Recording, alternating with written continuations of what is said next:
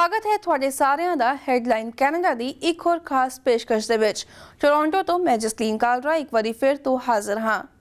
Headline Canada ਦੀ ਪਿਛਲੇ ਹਫਤੇ ਦੀ ਪੇਸ਼ਕਸ਼ ਦੇ ਵਿੱਚ ਅਸੀਂ ਤੁਹਾਨੂੰ ਜਾਣਕਾਰੀ ਦਿੱਤੀ ਸੀ ਸਸਕੈਚੁਅਨ ਦੇ ਵਿੱਚ ਵਾਪਰੇ ਹੰਬਲ ਬ੍ਰੌਂਕਸ ਬੱਸ ਕ੍ਰੈਸ਼ ਦੀ। ਦੱਸਿਆ ਸੀ ਕਿ ਕਿਸ ਤਰ੍ਹਾਂ ਵਾਪਰਿਆ ਸੀ ਉਹ ਹਾਦਸਾ ਤੇ ਕੌਣ ਜ਼ਿੰਮੇਵਾਰ ਹੈ ਉਸ ਹਾਦਸੇ ਦੇ ਲਈ। ਅੱਜ ਦੇ ਇਸ ਐਪੀਸੋਡ ਦੇ ਵਿੱਚ ਅਸੀਂ ਤੁਹਾਡੀ ਮੁਲਾਕਾਤ ਕਰਵਾਵਾਂਗੇ ਓਨਟਾਰੀਓ ਪ੍ਰੋਵਿੰਸ਼ੀਅਲ ਪੁਲਿਸ ਦੇ ਸਰਜਨ ਕੈਰੀ ਸ਼ਮਿਟ ਅਤੇ ਨਾਲ ਹੀ ਮੁਲਾਕਾਤ ਕਰਵਾਵਾਂਗੇ ਓਨਟਾਰੀਓ ਟਰੱਕਿੰਗ ਐਸੋਸੀਏਸ਼ਨ ਦੇ ਪ੍ਰੈਜ਼ੀਡੈਂਟ ਸਟੀਫਨ ਲੈਸਕੋਵਸਕੀ ਦੇ ਨਾਲ। ਜਾਣਾਂਗੇ ਕਿ ਇੱਕ ਟਰੱਕ ਡਰਾਈਵਰ ਦੀ ਇੱਕ ਟਰੱਕਿੰਗ ਕੰਪਨੀ ਦੀ ਕੀ ਰਿਸਪੌਂਸਿਬਿਲਿਟੀ ਹੁੰਦੀ ਹੈ ਤੇ ਨਾਲ ਹੀ ਜਾਣਾਂਗੇ ਕਿ ਟਰੱਕਿੰਗ ਇੰਡਸਟਰੀ ਦੇ ਕੀ ਨਿਯਮ ਹਨ। ਆਓ ਸ਼ੁਰੂ ਕਰਦੇ ਹਾਂ ਇਹ ਖਾਸ ਪੇਸ਼ਕਸ਼।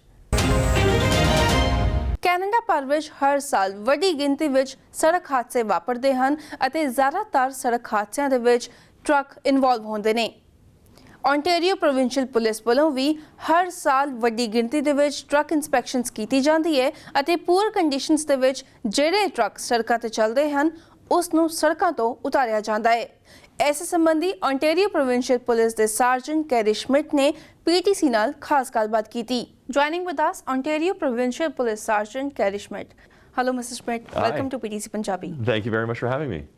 Mr. Schmidt, to begin with, collisions involving transport trucks are surging in the country and you deal almost every day with a lot of accidental cases.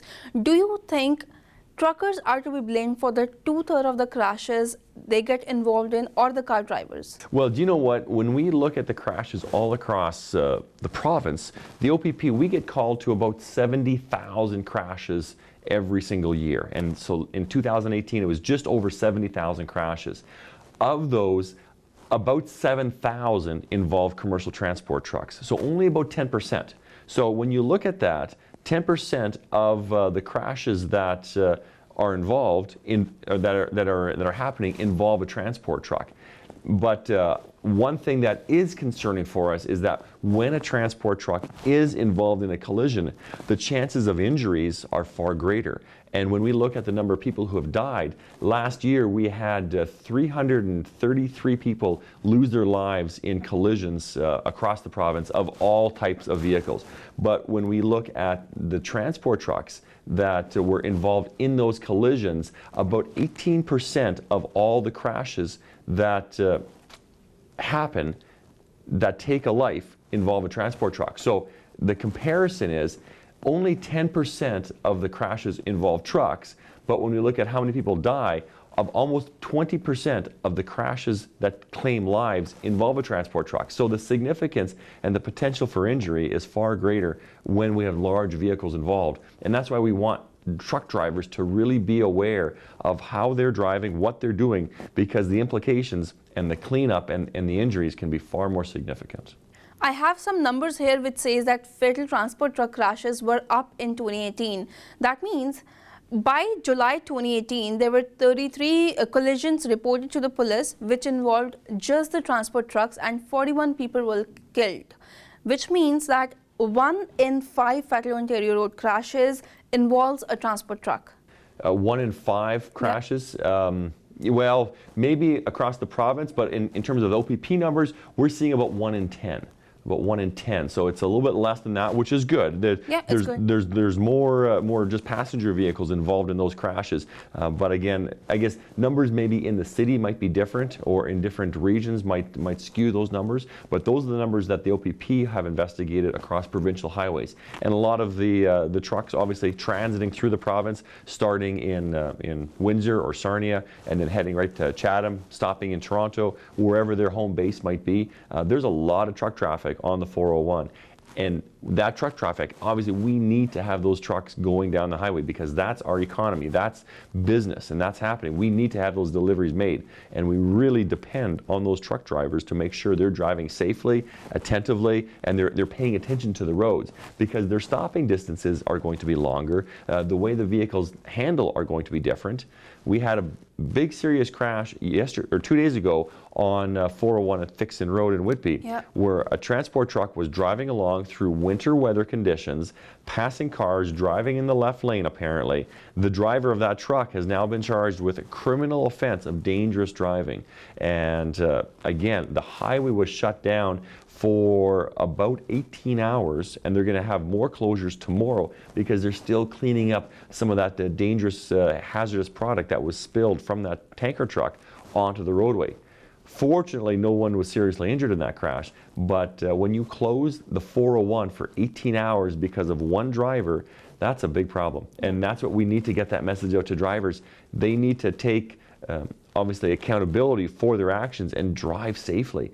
The reports are that it was very windy, it was snowy, reduced visibility, the roads were icy, and yet this truck loaded with hazardous material was going down the highway much faster than all the traffic, causing other vehicles to lose control, and ultimately he lost control as well. And that's a big concern for us. How much distance a truck driver needs to maintain when he is on the road?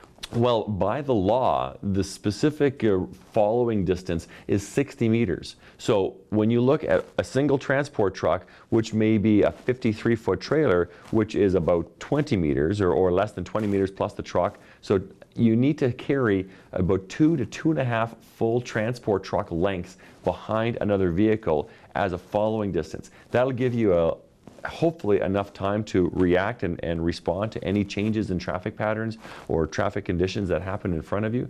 So 60 meters is the law. When it comes down to passenger vehicles, the following too close is more subjective.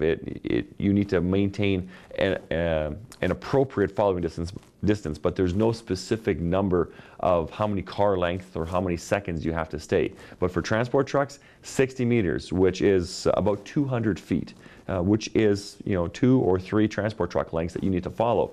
And when you go down the 401, you don't see that. You never see that. No, you don't. Yeah. And I know truck drivers are often frustrated because if they do give that kind of distance, then cars will will cut in front of them, and they keep having to fall back all the time. So it is difficult, but that is the law. And if we see a transport truck always riding the bumper and pushing cars out of the way and following too close, and they will be charged. And it is an offense, obviously, a ticket, and there's demerit points and CVOR points on that as well. But most importantly, it's dangerous. And if there is a crash, that truck driver does not have any opportunity to adjust their driving or stop their vehicle safely if all of a sudden something happens in front of them. And that's what we want drivers to realize.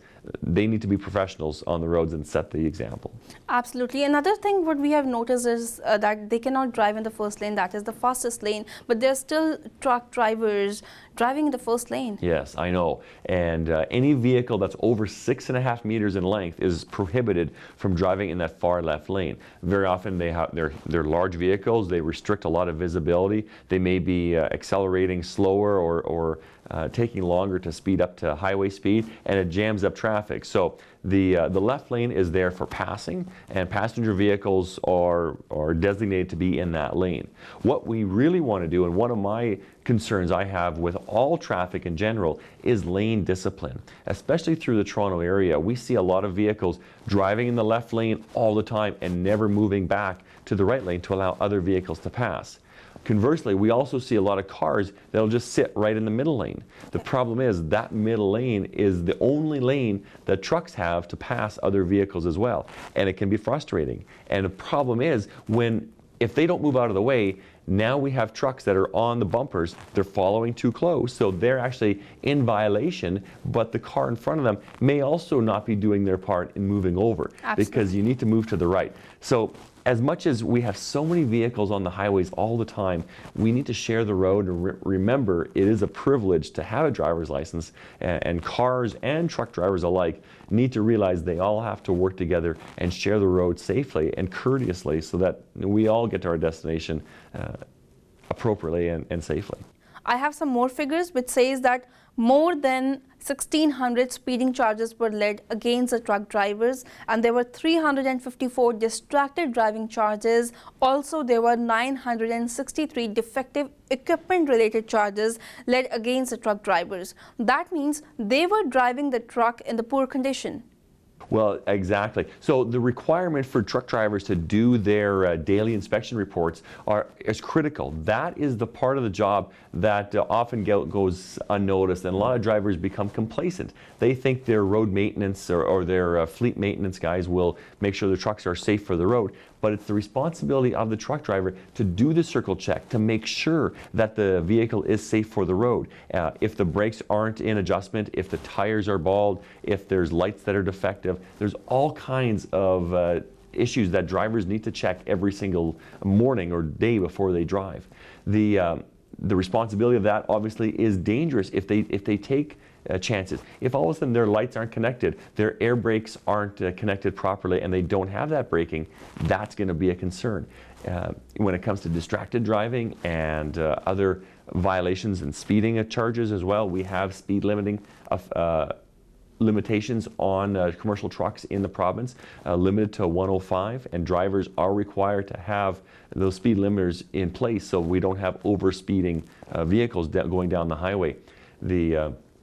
The issue with defects on the roads and drivers driving distracted is one of the leading causes of death and injury on our highways. So it's not just the defective brakes or the bald tires, but it's the driver's actions inside the truck that if they're not paying attention, if they're looking down at their phone and they're not looking at the road, if something changes, if something happens in front of them, a stop sign, and then I think back about maybe Humboldt, Saskatchewan, a driver coming up to an intersection with a stop sign, and who knows where the sun was shining, it doesn't matter. If you can't see where you're going too fast. And in that situation, obviously, lives were lost, and that's going through the courts right now. Well, there were 4 signs which he missed. I think there were many warnings ahead of a stop sign that there's a stop sign ahead, but he missed it again. But now Ontario has like the toughest penalties in Canada. Do you see any difference now? Well, we are out there doing distracted driving enforcement. Even yesterday, I was with a crew of people here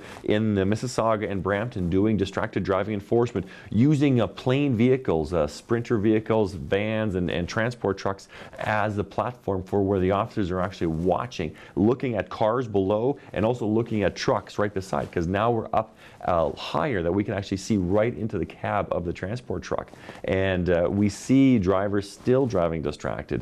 The penalties on the side of the road, $615 is the penalty on the side of the road. They can go up to $1,000. There's automatic demerit points and license suspensions that go associated upon conviction for anyone caught with a cell phone in their hand or using or holding a cell phone while driving. It is a serious offense, and it is a serious distraction, which is the leading cause of death and injury. Distracted driving has been the #1 killer in Ontario for the last 5 years already, more so than impaired driving and speeding, aggressive driving, and seatbelt use. So it's something that we want to continue to get that message out. So I was reading that OPP spent thousands of hours inspecting transport trucks, and around 700 trucks were taken out of the road because they were again driving in a poor condition. Mm-hmm. Who is responsible for this, the trucking company or the truck driver? Well, ultimately the truck driver is always responsible for the safe operation of their vehicle. The companies as well can also be held liable for that. So it's not just the truck driver, but the company can be charged. So if an officer stops a vehicle and finds a whole series of defects, both the driver and the company can be charged. Ultimately, the driver should be responsible, but the company with their safety programs and maintenance programs will be held accountable for that as well. So it really is a shared responsibility. It comes down to the truck driver at the end. He's the final authority in making sure that vehicle is safe, and if it's not safe, he should not be driving it. I've talked to truck drivers in the past who say they get pressured to drive their truck, even when it is unsafe, because the companies want to make their money and they want to get their loads delivered. And I understand the pressure to keep their job. They don't want to lose their job, but they don't want to do things dangerously. And if you find yourself in that situation, you can certainly call the police and call or go by one of the MTO inspection stations and have that vehicle inspected. And if we find it to be unsafe, we'll take it off the road and we'll be going straight to that company to advise them and likely charge them with the offenses that we identified. Absolutely. I know that trucking is one of the main industry which helps in Canadian economy. Do you want to give any message to the drivers, to the trucking company for the road safety, for the safety of Canadians? Well, you know, absolutely, because as a fleet or as a company who has trucks on the road, they're delivering goods. We depend on our milk and bread and eggs to be in our grocery store, and we need our fuel at the gas station, and we need all these things that we purchase to be delivered, to be safe and reliable. Also, as a driver, we want to make sure the highways are safe and open and free of any collisions. So when we get called to crashes where a transport truck is involved and now we have a shutdown of the highway, thousands or tens of thousands of motorists are now stuck in traffic, late for work.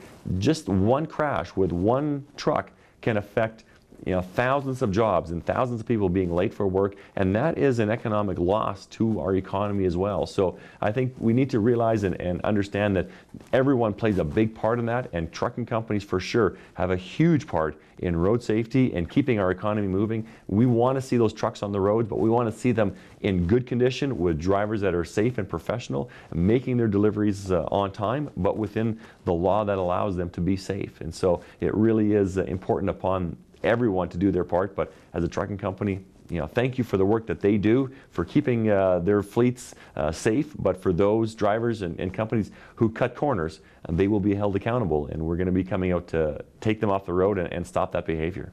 Absolutely. Thank you so much for joining us. Thanks for having me. Thank you. Headline Canada which फिलहाल समा हो गया है एक छोटी जी break दा break तो बाद भी साडी एक खास पेशकश जारी रहेगी जल्द हाजिर होंदे हां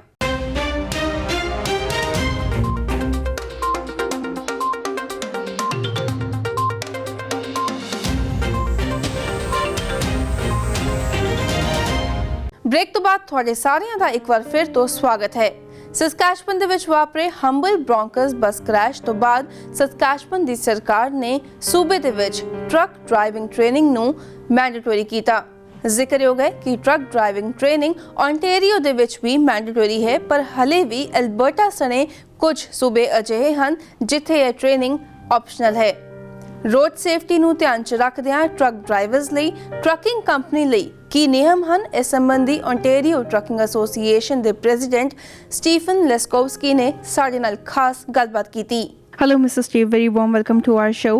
To begin with, we would like to talk about the road safety.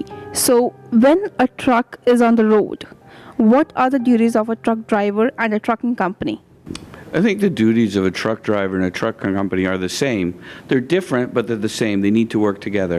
And I think if you had to simplify it, it's just a commitment and a professional commitment to road safety and following the rules of compliance. Safety definitely is the first concern for everyone, should be the first concern for everyone. But if we look at the annual report numbers, it says that significant number of collisions which involves trucks specifically, they are caused by trucks in poor condition. Well, if you look at the numbers when they actually do collisions in Ontario, 2/3 of the collisions, the truck driver or the trucking company wasn't at fault. Now that means 1/3 they were.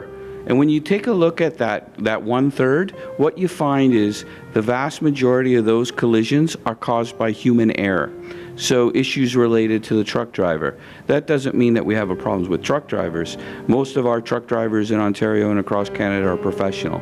But what that really shows you is that issues like fatigue and distracted driving are some of the main culprits that cause commercial vehicle collisions when the truck driver is at fault. In 2018, OPP released a statement, a report which stated that they spent hours inspecting trucks, and the reason the trucks were taken off the road was they were in a poor condition. So who is responsible for those poor conditions, and what are the penalties imposed on a truck driver or on a trucking company? I think one thing to remember too is that when the Ontario Provincial Police and the Ministry of Transportation do these what we'll call blitzes and inspections, that's a good thing. It sends a message to the trucking industry that the enforcement community is watching over truck safety. So they're also trained to identify what I'll call problem trucks. They're trained professionals. So the percentage of out of service will always be higher in those blitzes. But in terms of your question with regards to who's responsible, again, it's a shared response. It starts with the trucking company. They must have a safety and management and maintenance program in place. And it also involves the truck driver every time he takes his truck out to make sure that that truck is in safe condition, operating condition to work on a public highway. So it's a joint responsibility. But if you had to look at it as a primary responsibility, it's the owners of the truck. And they need to make sure that then when they're in business, that the cost of safety is a part of their business plan. Mr. Steve, we know that Ontario has a rule where truck driving training is mandatory, and now Saskatchewan also brought this rule, but Alberta, including Alberta, other provinces still remain optional. Well, what did happen, which we applauded, the Transportation Minister, Mr. Mark Garneau, last week announced that effective January 1, 2020, from coast to coast, all provinces will have a form of mandatory entry-level training. That is excellent news. But I also think what the public need to understand is that a good trucking company, when they hire a new truck driver, that's not where it stops.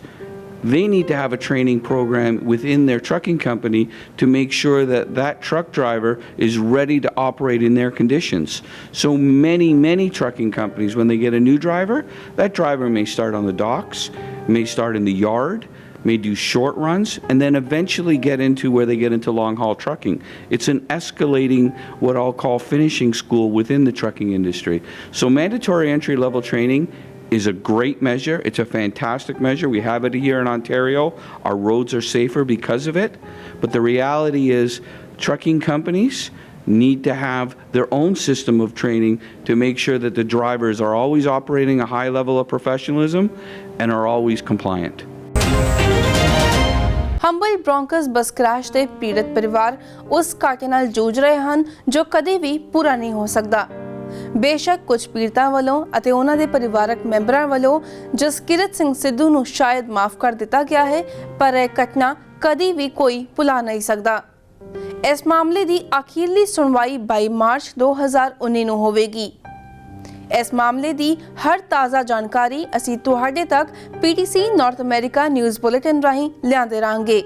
ਜੇ ਤੁਸੀਂ ਇਸ ਪੇਸ਼ਕਸ਼ ਸੰਬੰਧੀ ਕੋਈ ਵਿਚਾਰ ਸਾਂਝਾ ਕਰਨਾ ਚਾਹੁੰਦੇ ਹੋ ਤੇ ਲਿਖ ਕੇ ਭੇਜੋ feedback@ptcnetwork.com ਤੇ।